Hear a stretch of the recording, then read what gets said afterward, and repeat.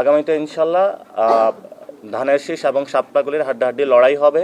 ইতিমধ্যে আপনারা শুনেছেন বিএনপির জনাব সালাউদ্দিন আহমেদ আমাদের আইনমন্ত্রী যিনি রয়েছেন উপদেষ্টা আসিফ নজরুল স্যারকে একটা চিঠি দিয়েছেন।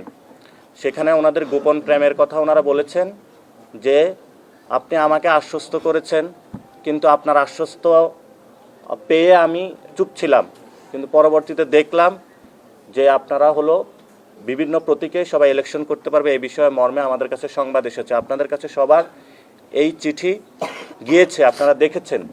তা আমরা আইন মন্ত্রণালয়ে যিনি রয়েছেন এবং বিভিন্ন রাজনৈতিক দলে যারা ব্যক্তিবর্গ রয়েছেন, আপনাকে রাষ্ট্র হলো নিজেদের গোপন প্রেমের কারখানা বানাবেন না।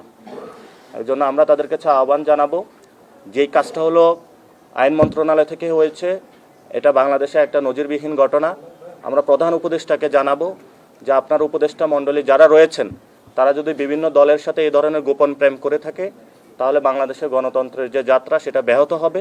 গণতন্ত্রের যাত্রার দিকে আমরা আপনাদেরকে আহ্বান জানাবো সুসংহত ওয়েতে সামনে যাওয়ার জন্য।